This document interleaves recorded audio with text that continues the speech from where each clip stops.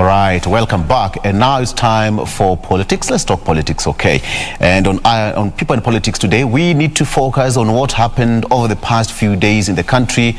We are in that season that anything is politics and everything is politics. And as you always know, Kenyans consume politics. And we just need to understand what happened at the Azimio la Umoja Convention. That's the National Delegates Conference in Kasarani on Friday, as well as some of the sentiments that were made during the Jamhuri celebrations on Sunday. And to help me handle this agenda in studio, I have Dr. Richard Bosire, who is a political scientist, as well as a senior lecturer at the University of Nairobi. He's also a political commentator as well. Karibu Daktari. Thank you very much. You're welcome. And via Zoom, I'm joined by Abdullahi Ahmed, who is also a journalist and columnist, as well as a political commentator. Today, he decided to go via Zoom. He's always here with us, live in studio. Abdullahi, good morning. Good morning. Good morning, Victor. It's Absolutely. a good morning, Nairobi. Good. All right, it's a cold one. I hope that's why you didn't make it. But anyway, so for another day. All right. And who will be joining me shortly is Tabitha Ogutu from Sierra, who will also be joining me via Zoom so that we can have gender parity. Hey, it's equate you know gender parity. She'll be joining us shortly. So to start off, let me start with Dr. Bosire here, who is a lecturer at the University of Nairobi. Dr. A lot happened over the past few days, and let's just bring it home closer to what happened at the Jamhuri Day celebration. First of all, we are 58 years old as a country. Are we making strides? I would say, yes, Victor, that we are making strides. For 58 years, we have made a lot of strides in terms of development, whether it's in education, healthcare, whether it is in agriculture, industry, even governance. We have made strides in our country. Yeah. We could have done better, but we are still on our path to better things in the future. Yeah. So 58 years have gone, but again, we need to reorganize ourselves. That's why we have elections every 5 years, so that we can renew our strength, particularly in the front of governance and management of public affairs, so that we can do better for the future. Abdullahi, it's still the season. We're still celebrating Jamhuri Day. We are 58 years old. The president's speech was just 34 minutes long. He said that nimeongea mengi, tulipewa nafasi tukaongea pale bungeni. What stood out during the president's speech? Well, I think it is good that Kenya is celebrating 58 years of independence. And when our forefathers received the independence from our colonial masters, I don't think 58 years later they thought us speaking about the same thing Kenyatta spoke about: inequality, lack of access to health, poverty, corruption. So what I think happened for me is a president who showed a lot of might. I was at Uhuru Gardens around there, and just to observe what was happening, I saw there was a lot of military. There was militarization of the event. You can provide some security, but I think there was some exaggeration of security and show of might. Kenya is a country that is close to 50 million now. What stood for me is a president who gave the shortest speech, but when he invited Raila after the deputy president. Yes. I don't know what the president was thinking. That was the deputy president office is in the presidency. So the thing you call ile madharau ndogo ndogo. But by and large, it was a glamorous day. Kenya is still a peaceful country, enjoying relatively a very peaceful country. We've made strides, as my colleague has said, in so many areas. But remember, the Kenyan economy is controlled by the 1%. 8,300 people control 99% of the Kenyan economy. So that, for me, when you talk about Jamhuri Day or Independence Day, I ask myself, Jamhuri Day for whom? The poor man or the rich guy dicing and dashing in opulence? So there is a lot of equality in this country. The president has failed the major elephant that was in the room, that is corruption. In the last 10 years, close to 30% of our budget is stolen, the budgetary. There is corruption in every ministry. If you look at the latest report, November last year, by the DPP, the people who steal from us are not just the ordinary Kenyans. These are cabinet secretary, these are permanent secretary, these are county commissioners, deputy county commissioners, MCAs, people in the procurement sector. So I think if the president has said the big four, but how do you find the big four if close to 14.5 billion Kenyan shillings is stolen by the people you employed to serve Kenyans? So the president is leaving a country that is dated. We are in debt. He's living in a country that is very poor. Economy has grown for whom? 58 years after independence, we have Kibra and Madara in Nairobi. Nairobi is, if it rains today, you'll agree with me that it's very filthy. Nairobi is very filthy. So we as Kenyans must think, as my colleague has said, what is it that we are not doing right? What we are not doing right is most Kenyans are given opportunity to serve positions of privilege are stealing from us, and that's the problem. Okay. Terry, you've heard what Abdullahi has said. Yes, I've heard clearly.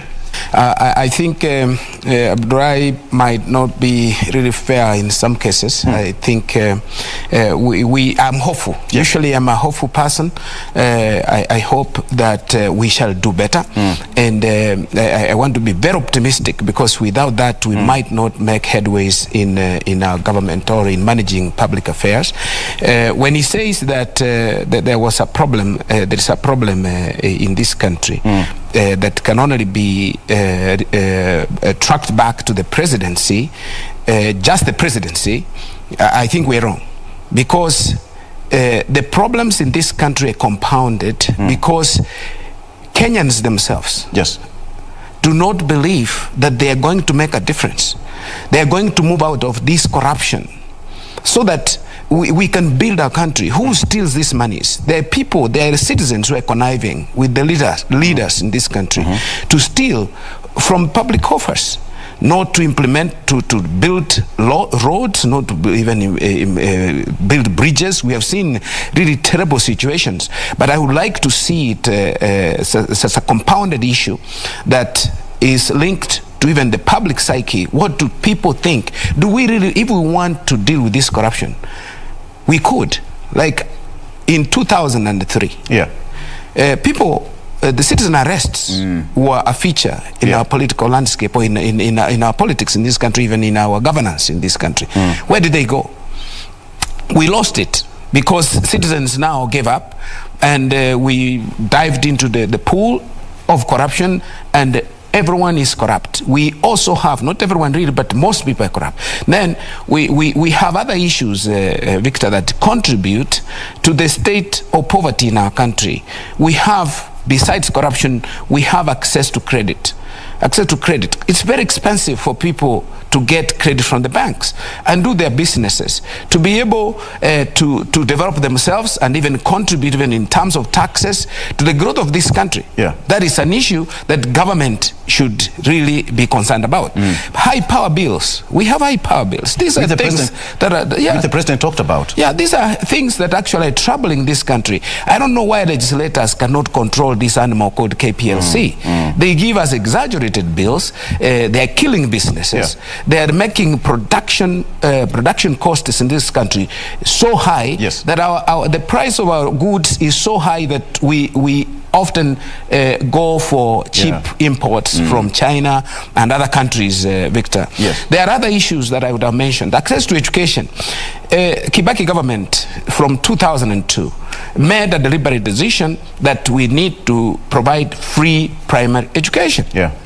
And free now secondary education and university education, so that through education then we can be able to strike this poverty, on this poverty. Right. So there are many issues. It's a compounded situation. We have poor governance. What are our priorities? We go for mega projects, Aurora and Kimarel dams, and Itare dams, and all these, you know, mega projects. How often, or how can this project, let me say, how can these projects contribute to the growth, the general growth of the country, to help that poor person in the rural area? Actually, to be able, in today's power, we're talking about how, you know, the government paid billions of shillings to Lake Turkana wind project, which was never done. Yes. Which was never done. Aron and Kimaren Dam. Exactly. Money was paid out. Nothing was done. We were told only 7 billion got lost. But we are seeing that company trying to...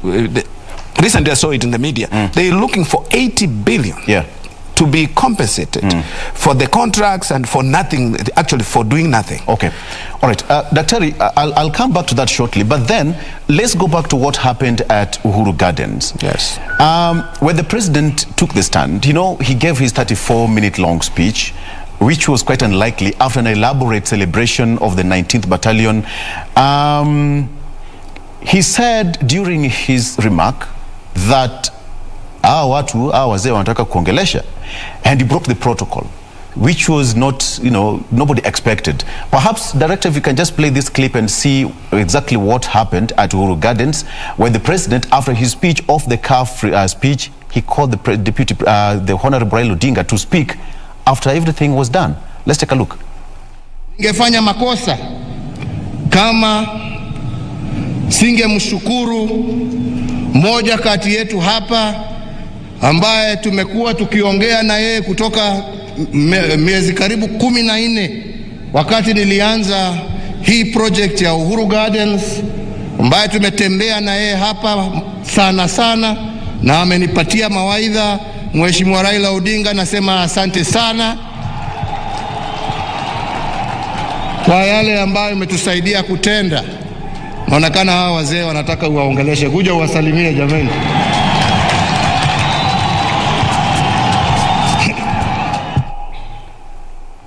There you have it. After everything was done, you know, tumeongea na yeye, tumetembea na yeye, amenipatia mawaidha ever since we started this project almost miezi 14 iliyopita, and then now inakaa hao wazee wanataka uongee nao, kuja uongee nao. Let me start with you, Abdullahi. Did you expect that to happen?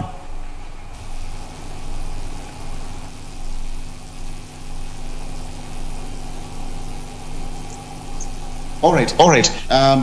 Getting to you briefly, Ahmed.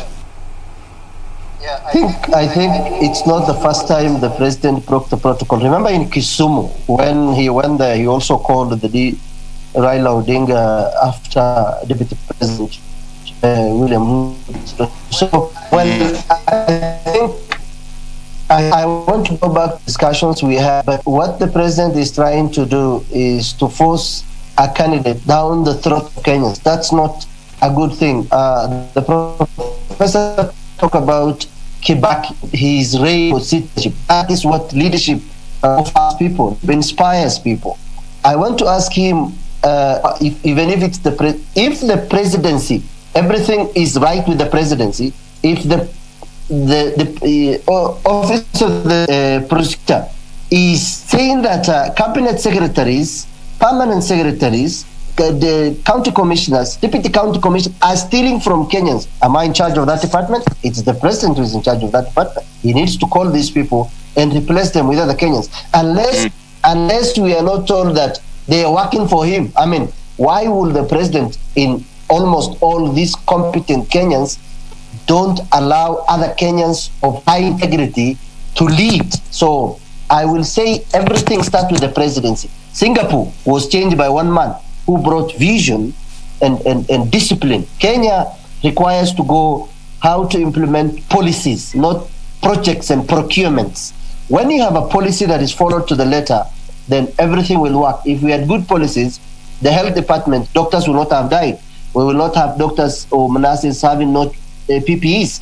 So our policies are not implemented per se because everyone in government working under the presidency is stealing from us, and the president is watching. That's why I'm blaming him. Why is he not replacing just like Rotich was sent out, Thuge was sent out, other people are still in court. I mean, the president's supposed to be a very credible person. Is he a credible person? That is very debatable. Being credible means people will trust you, you are honest, you are truthful, you are very, a person who looks at the interest of Kenya. Can we say with, certainty today, compared to Kibaki, that President Uhuru Kenyatta, I don't want people to mix their ethnic thinking. If you come from a certain region and it happens that the president maybe come from your backyard, please don't defend him. Just say that this is what is wrong with him. This is what he did right. This is what he is supposed to do. So please, let us not have some many people being prosecuted and held out of office. So what we need as a country is people must know that Kenya belongs to 50 million Kenyans. Everything. If the father is a drunkard, if the father is stealing the money from the house, do you expect the children and the mother to do anything in the house, or even produce graduates and people who are disciplined? The head of this country, the symbol is the presidency. If the presidency has failed us, everything below fails. That's why I placed everything at the doorstep of the president. He appoints people, Attorney General, Solicitor General, head of the military. Every person appointed, he is the one who decides who is picked, including the cabinet secretary, including the permanent secretary. So if they fail him, it is him to decide to give us more Kenyans. If he did not, we need to ask him why. Okay. All right. Perhaps you didn't answer my question directly, but fine, I will handle it at that. Dr. When the president called Raila Odinga, after everything was done, he broke the protocol, and many people would argue that Raila Odinga is a key and a national figure that during that Jamhuri Day celebration ought to have been given a minute or two to address the nation. But after this president spoke, are you seeing some political pointers to that statement? Victor, there could be political pointers. It's true. We are in a political season. The president has hinted that he could have had the prime minister as his preferred candidate as an individual, not as an institution. He's doing that individually. He has even said it many times that he has a right, constitutional right, to make any pronouncement that he might want to make as a citizen of this country. There's nothing wrong with that. The problem is that in our political scene, there are those who want to benefit from propaganda and say this is a presidential project. If there is anybody who cannot be a project, is Raila Odinga. He has stood for presidency for this is the 50th time. So whose project could he have been before, and now is being touted as a project? I think we have the kind of politics that we play in this country that again is one that murkies the waters. For us to get the right leadership, I'm not saying that Raila Odinga is the right leadership. We make it murky so that those people who have a dubious background find a chance to get into those offices. So giving Raila Odinga a chance is not, to speak, is not really like Madarau Ndogondogo, as Abdullahi has said it. Madarau for who? The president is the highest office, as he has pointed out. So the president doesn't need to seek permission of the master of ceremony to give Raila Odinga a chance to speak. In politics, you don't see protocol as really a major issue. And in any event, Raila Odinga did not even campaign for himself when he spoke. He spoke about where we have come from. In fact, among all those guests who were there, Raila is one living who has been detained for the sake of our freedom, of our better governance and all that. In fact, in the past, we have seen freedom fighters when they were alive. Even his father and others, Achieng Oneko, they were given a chance to address. Jamhuri Day is a day of celebration of our heroes who fought and heroines who fought for our freedom. And the president, so if the president saw it fit that he gives Raila Amolo Odinga a chance to speak, I think there was nothing wrong about that. Yeah. I see it as a recognition of people who have made a contribution to this country's freedom and progress. So I would think that I cannot fault the president for that. I've heard what Abdullahi has said, yes. and he mentions issues to do with the presidency, or the president actually failing to call shots on those fight. people who are corrupt, exactly. to fight for corruption. Yeah. You know, our new constitution provides a framework, even for appointments. These people are vetted in parliament by our own representatives. Vetted through parliament, they get into those offices. And once they're in office, then we realize they have issues. There are procedures for removing these people from office, and I think quite a number of people have been removed, starting from the first term of the Uhuru presidency. And cases have been taken to court, although they have not been finalized. The judiciary, the executive, and the legislature are supposed to work cooperatively or collaboratively to be able to deal with these matters or expedite these matters. They do it expeditiously, but the slow wheels of justice are still rolling. So I would not fault the president alone entirely. I want to say that, Victor, corruption is a systemic issue, and we should look at corruption as systemic. We know, even we had it on 12th, on Sunday, when the president addressed on Jamhuri Day, saying that the Jamhuri Park itself had been grabbed. The people have grabbed the land. Yeah, that's there are hotels that are constructed on the grounds. And again, people want us to lose that sight of that. Who are the owners of these hotels, and who are the owners of these facilities constructed on Jamhuri grounds? We need actually to reverse the clock, as it were. We need to deal with these issues of corruption decisively, not to politicize these processes. Yes, the president talked about it, and you know, many people have been prosecuted. Some cases are before court as we speak. We have got, CS Rotich is still in court, and even some of the former governors. We have got Governor Kidero still fighting for corruption cases in court right now as we speak. But on a scale of 1 to 10, if you'd rate the president, his fight against corruption, what would you give him on a scale of 1 to 10? I'll give him maybe 50%. I'll give him 50% because of various reasons. Of course, he could galvanize the system and have people held to account. But they are also independent institutions that are supposed to work against this vice in our country. Those are the ones I would say they have not done their best. The president is a political leader. The president is a political leader. So often, this corruption is politicized. Politics becomes becomes a stumbling block. But we have independent institutions. EACC. We have independent institutions. The judiciary is independent. We have the DPP's office. We need to have these people actually work hard and without any bias. And help this country to deal with these corruption issues and expedite the processes. Let the big fish, as it were. Remember Ringera, Justice Ringera, when he was small fish. Small fish, big fish. Big fish. So we want to see big fish. Being strangled and being put behind bars. But if we continue this way, we cannot. Of course, the president has the highest responsibility.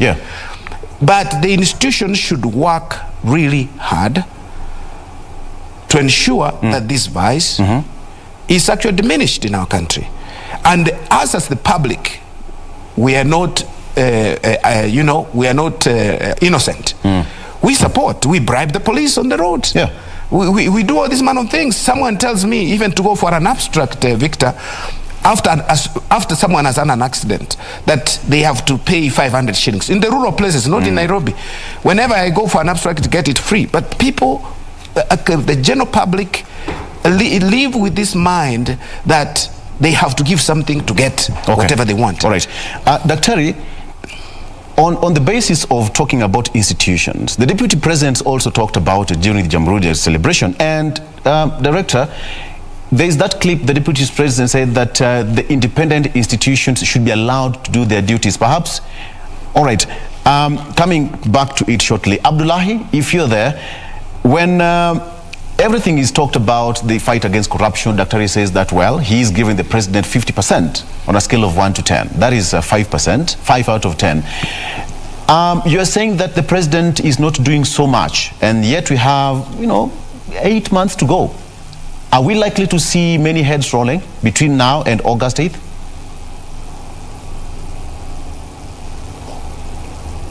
Okay.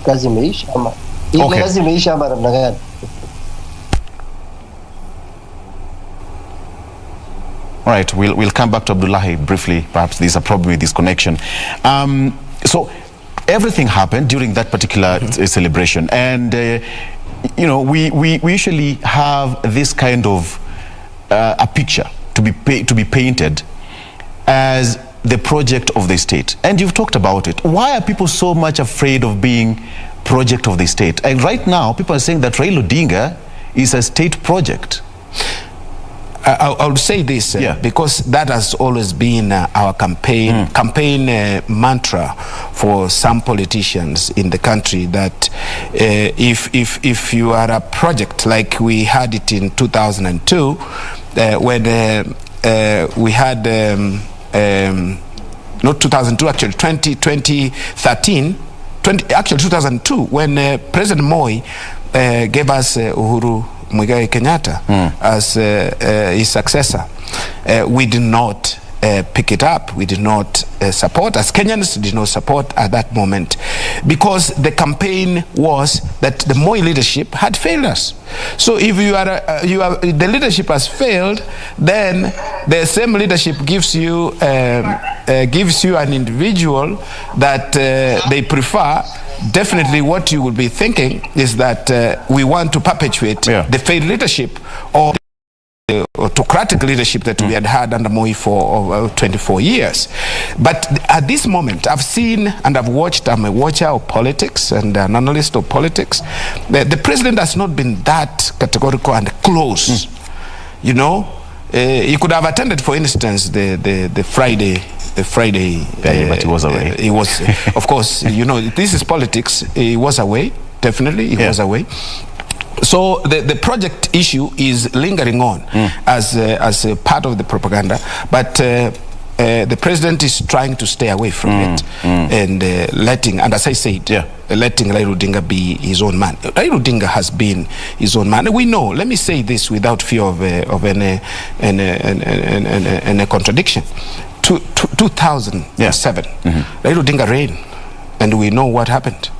We know what happened. Raila Odinga won those elections. 2013, what happened? 2017, the Supreme Court nullified our elections of August. What happened? Raila Odinga had a following. There are people that you cannot just call the project and it sticks. He has been his own man. He has been running and successfully ran. Okay, all right, Dr. Let me bring in Tabitha here. Dr. Tabitha Ogutu, all the way from Siaya County. Tabitha, good morning. Good morning, Victor. Fantastic. We are trying to go back to what happened, and just to understand exactly what happened. And with me here in studio is Dr. Richard Bosire, who is a senior lecturer at the University of Nairobi. We are trying to understand what really happened at the Jamhuri Day celebration when the president, in his normal time, he invited Honorable Raila Odinga to come and speak to the people. And when Raila spoke, he did not talk about politics. He went straight to give the history of, what Jamhuri Day celebration should be. What stood out for you, Tabitha? Absolutely. I think that we had one of the best Jamhuri Day celebrations, given that the president is marking his last Jamhuri Day. He presided over his last Jamhuri Day in his tenure, serving his 2 terms as the president of the Republic of Kenya. So what we saw on that day, him introducing Raila Odinga, and Raila Odinga coming out very straight, and what he did is basically giving history as it should be, rather than engaging in the local politics, because that is time for politics. Jamhuri Day is celebrated where we have come from as a country, the strides we have made since we had our independence, and how far we are willing to go. go.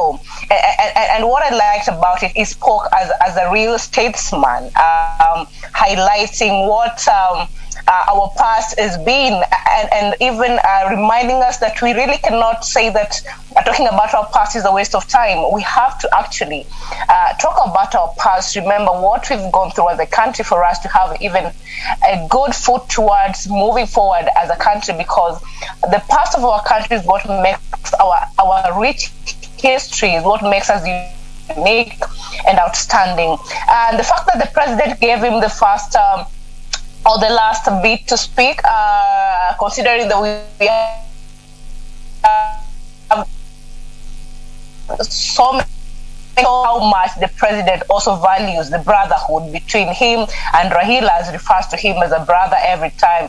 And also, I don't think it is also coincidental that Raila was not, or his name was not in the list of the people to speak. I think it was a more orchestrated move towards the president just wants to appreciating Raila as not just any other leader in this country, but a leader worth even talking after him. I think it was an orchestrated sort of a speech lineup, because it's not the first time the president is doing it, so it's not by coincidence that it happened on Jamhuri Day. But what we can learn from it, or what we can say from it, is it's a very good gesture. If you look at even Raila Odinga and his bid to want to succeed the president come 2022, because he just launched his presidential campaign, and he said openly on Thursday, on Friday, that is going to actually is going to be the ballots come 2022. So these are some of the things that the president is trying to do to really put him out there in the picture. As much as he could not attend his annunciation ceremony there at Kasarani on Friday, but then him coming up yesterday or the previous day and actually publicly getting him out to speak after him, that was an orchestrated sort of a speech, and it was a good one, I think, if you ask me, because I mean, Raila has really fought for this country. He's been a contributor to democracy. The devolution is as a result of Raila, actually. And what I like about him, he understands the history of this country, and as a person who really loves history and understands history, then that is a good leader. We want him to be plotted for the next presidential election. So that was a good gesture between the president and Honorable Raila Odinga. Yes. Imagine if the president attended the Azimio la Umoja function at Kasarani. Just imagine. Yes. Yes, I'm trying to imagine it, and absolutely, I think him not attending was a good thing. He supported it. If you look at the whole, the Azimio la Umoja convention at Kasarani, the hands of state was everywhere. That was more of a state ceremony. You'll feel the presence of the president even in his absentia. He was in Tanzania. But what was happening in Kasarani, honestly, the president's hand of the state, or the hand of the state was everywhere on it. And even we had some waziris coming, according to the constitution, no CS can come to or go to any of those kind of functions without the president giving them the go-ahead. So the president, actually, even him not being around, he had a support in this Azimio la Umoja convention, yes. Okay. Daktari, so the CSS and all the civil servants who are there had the blessings of the president? I cannot say that for sure. You cannot. People have a right to do what they think is right. Yeah. And as you know, Victor, the election, we are in the election period. There are those CSS who want to stand for presidency, and I mean not for president, but for electoral posts. Exactly. There are those ex-CSS also want to be Governor Wairia. I've seen him put posters, Governor Wairia for president. Yeah. So they have their political ambitions, their political moves they're making. So being there, of course, in the next maybe 2 months, they'll vote out and go and campaign. So they are also positioning themselves in accordance with the formations that are coming up for 2022. But I would like to add that actually the state could not have, should have been, was involved, and that is the case. It should have been involved. The state, in the sense of having the presence of police, security, and all that, providing security. We have seen in the past, in the Kasarani place again, in the past, where men in black disrupted a function and people were clobbered and all that. I think the state should do this for everyone who wants to make a convention. They should provide sufficient security for any conventions that are done so that our people are safe. That should be the norm. We should not say, oh, that is excessive, but we need to ensure that no incident takes place for everyone. Even UDA, if they were to make that, they should be allowed. We saw the convention by Wiper. They did, and it was successful, no incidents. That is the politics. Let's play mature politics. Let the state do its part, and let the people be secure and also exercise their democratic rights. Okay, before we get into that, let me just get to what, during that function at the Kasarani Stadium, Director, there is this part where KANU Chairman Gideon Moi attended and was given a platform to speak. Perhaps if you have that ready now. What we are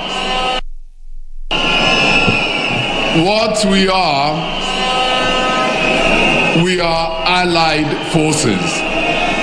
We are allied forces. Baba's gain in gaining ground is our gain.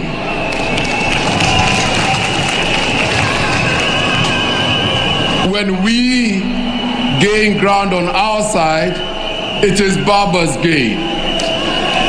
The forces are one. We are allied.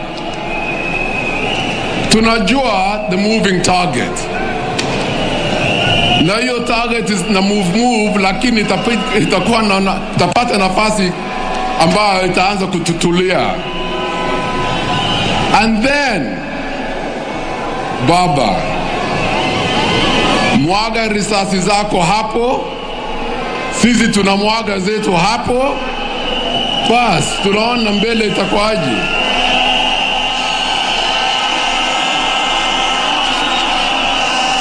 What I would like to ask Kenyans is this. Swali to Kenyans. Who can you trust? Who can you trust with a with the resources of the Republic of Kenya? Who will you trust with the education system? Who will you trust with healthcare? Who will you trust with your family? Who will you trust with your security? You will trust, I can assure you, those who are here and those also who are in Oka. Those you can trust. Outside that realm, ni kitu kingine. Abdullahi, that is KANU Chairman Gideon Moi at the Kasarani. What's your take on that statement? Well, everything he said about Save had during his father's reign, we were not safe under his hands. I mean, if he talks about family, in 1984 we lost families in Wagala massacre in Wajir. So Gideon Moi, I'm just wondering, with the guts of coming before Kenya and telling us that and that, what he should focus on is that the people who have put us into this problem are the fathers of those three guys. Raila Odinga's dad was deputy president. Gideon Moi's dad was a president. Uhuru Kenyatta. So you want to tell us that in a country of 50 million, there are no other people who can lead this country. There are no other people who have brains. There are no other. I mean, I listened to the professor. There is a difference between pursuit of power and pursuit of reform. If Raila was, first of all, every man who goes into politics, it's about his self-conviction. It is not about other people. I am currently contesting for a position in Mandela. No, I am not doing it because I love people. vision and change to my people by talking to them and informing them what I've learned either in school, what I've read about, or what I've experienced in my life. So Raila was in pursuit of power all through.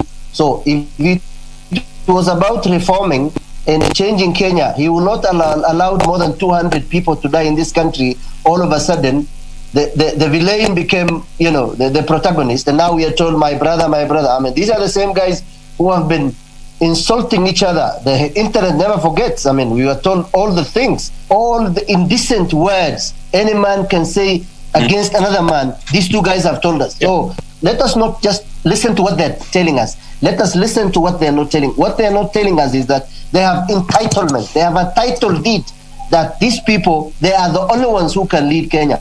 Kenyatta died. Did Kenya die? Kenya is still living, thriving with all the problems he started. Moi died. Everyone will die. What we need is not this idea of having politics of personality and bringing some small gods. Gideon Moi is the son of a former president. Hakuna kitu anaweza tuambia. We need Kenyans to think about how to have a change of guard. New people, new Kenyans, new people from poor background, every Kenyan who has what it takes to lead Kenya. This idea of telling us that the state was not involved, the fingerprints of the state was everywhere. I want to tell my colleague in the studio, Professor, that there is no cabinet secretary who goes to Azimio la Umoja without a nodding of the president. The president knows nani ataenda, nani aendi. Do you think it was not deliberate that the president planned the same day, went to Tanzania to stay there for 3 days, and then 2 days, and then come back? That was a planned thing. The president is a bit calculative in supporting Raila. He is 8 months to election. He's still very careful with him. Remember, in the Machiavellian principle, you first destroy your friends, you bring your enemy closer, and if you're to deal with them, you deal. If a man must be loved or loathed in equal measure, you will rather choose to be feared. So we even don't know up to today whether what if he wants to finish him? He wants to make sure that the last bullet he's talking about, the last minute, he brings Mother Karua and Musalia Mudavadi. 8 months to election is a very long time. My take is to say this self-entitlement of few individuals because they got the privilege of power, the opportunity to serve, and they think the richest people are the family of Raila, the family of Kenyatta. These are the richest people, courtesy of being in government. When we got independence, most of them were just dwellers, like they were so these percent of Kenyans, over 20 million, have nothing to eat. That's warriors, not Gideon Moi or Raila. Okay. We all see what happened. Thank you, Abdullahi. Let me come to you, Daktari. Gideon Moi was present. First of all, that nobody expected him to attend that event at Kasarani. And when he was given time to speak, we all heard what he said. Who will you trust with the system? Who will you trust with the security? Who will you trust with education, and etc., etc.?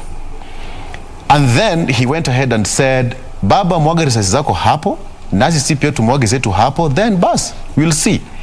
But he did not forget to talk about Oka. It was a smart move. Victor, I will say this. Yes. It's a political season. Gideon Moi is not a fool. He's already nominated by KANU as the flag bearer. Yeah. Kalonzo has already been nominated. Mheshimiwa Kalonzo has also been nominated for Wiper. And we are seeing all this going on prior to nomination time for political parties, which will be next year. So what are we seeing here? There is alliance kind of trying to identify with whom that they can build alliances. Yeah. There's a talk of like a 2-horse race, maybe 4-horse race or 3-horse race, whatever it is. And the politicians within this season are actually looking for which side are they going to support and to build alliances with. So that is why I think Gideon Moi was categorical by saying baba mwaga risasi na sisi tutaweka yetu hapo, which means we shall combine forces in order to take the leadership of this country. For me, there is nothing wrong with that. And I want to say, because Abdullahi has spoken about wanting to stand for election. Mandela North. He's made a declaration on national television. I think Abdullahi should from now I'll give him my number so that we can consult. I can help him in some cases. Abdullahi, if you heard that you ever got a consultant here. Yes, and for free.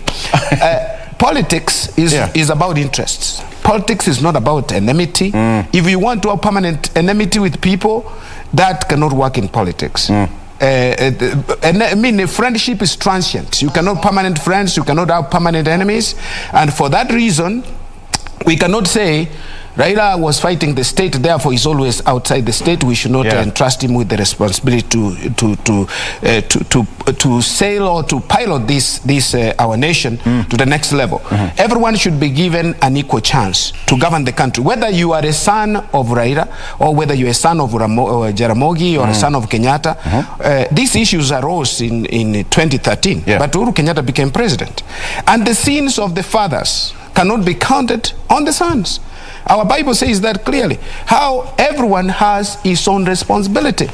If we have any problem with the Odinga family, then people should say that. If we have a problem with the Kenyatta family, say what it is. Why did the Jomo become president of Kenya? It's because he was a freedom fighter. He believed in this country and he fought for the freedom of this country. Not that because now Kenyatta then became president, we have to kick the son, the daughter away for that reason. Politics is about interest. And I want to say this as the last thing, Victor.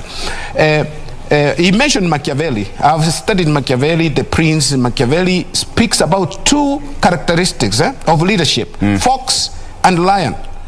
So if for real Raila had the truce with Jubilee in 2018, the handshake, for him to be where he is now, I think he played as a fox. He has been playing as a lion and he has been losing.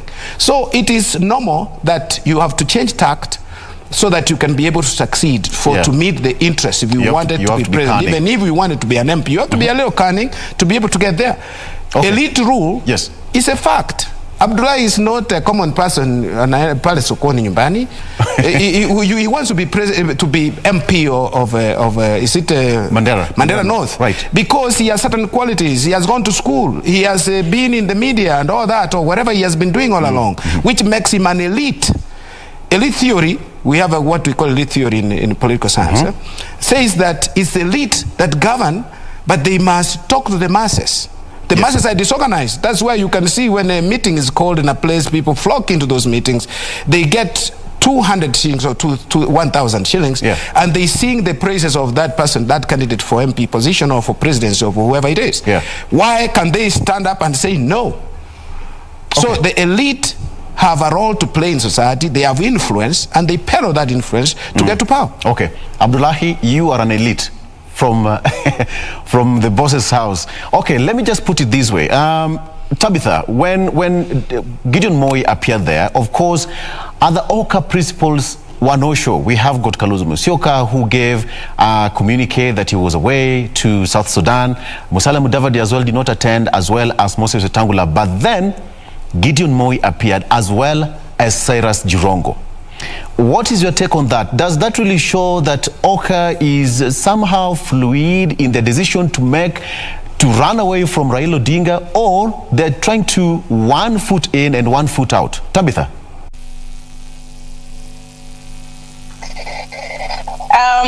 Honestly, Victor, listening to the clip that you just played of Honorable the Senator for Baringo, Gideon Moi, I will say that it was very smart on how actually.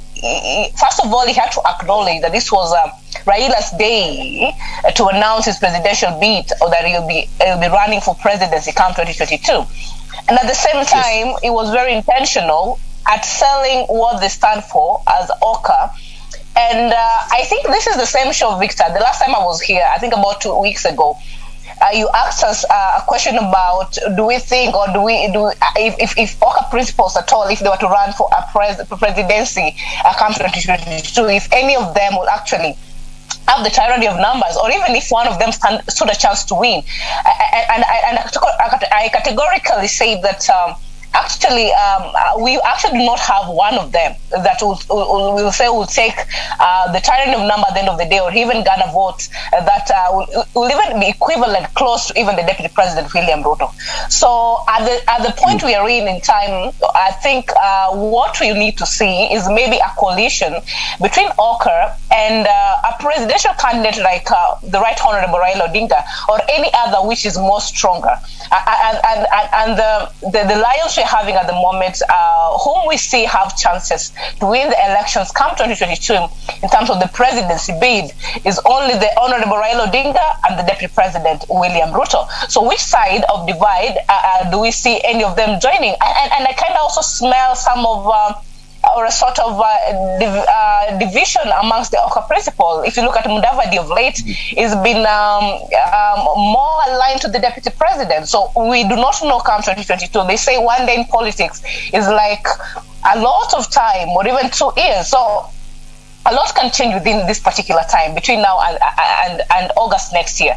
So we do not know if maybe the Gideon, Honorable Gideon Moi will join sides with Raila Odinga. We have seen that they're very close friends, and he even took his time to attend his presidential annunciation ceremony. So does this say something about the OCA principals not working together or not speaking in one voice somehow? Because if in the past they would have come together. I've also had what Abdullahi has been putting in place. He said that we need to give time for other Kenyans to rule. Nobody has been denying any Kenyan time to come into power or time to vie for any political seats in this country. Kenya is a democratic state. Kenya is a multi-party state. Yeah. Everybody or anybody is allowed to go and get any seat they want, provided that you meet the requirements of the Constitution of Kenya. And that cannot be a line or a point of discussion, and we say that now because President Uhuru Kenyatta or Honorable Raila Odinga should not vie for any presidential seat because they have a history of their fathers or even their families being in politics. It's just a fair game. Like, everybody is born a leader, and the leader comes from God. So anybody who is in Kenya and wants to vie for any political seat, let not be that we are saying or trying to tell that some leaders should go home for some leaders to come into play. Let us all stand, if you have the qualities and even the requirement as per the Constitution of Kenya. Kenya is a democratic country. Absolutely. And we need to shun away from politics of incitement and things like that. Okay. That point as well, where Cyrus Jirongo also attended that particular function, and there is something he said about Raila Odinga. If you have that clip.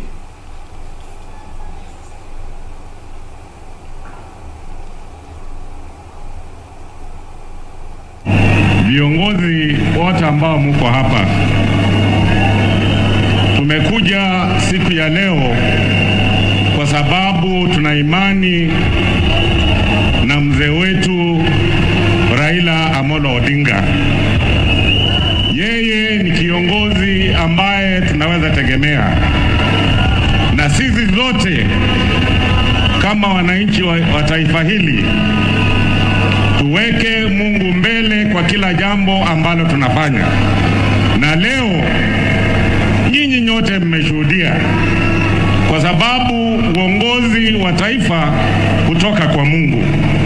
Mzee aliweka Mungu mbele kwa mpangilio yake yote ya siku ya leo, na sisi tu ni kumuombea, kwa sababu yeye akipata, sisi tumepata, na sisi tukipata, mzee amepata. Okay, Abdullahi, mzee akipata na sisi tumepata. Comment on that as your closing remark. Who mentored Deputy President William Ruto and is still in the cold. So I'm telling you this. Well, when a man stays in the cold for some time and he hasn't been doing well, you will expect some of the expressions Jirongo is expressing. Jirongo is a man who mentored Deputy President William Ruto, and today he's telling us Baba akipata anapata, because he knows they're in the same, close to the same generation. He'll get a job or a contract or somewhere.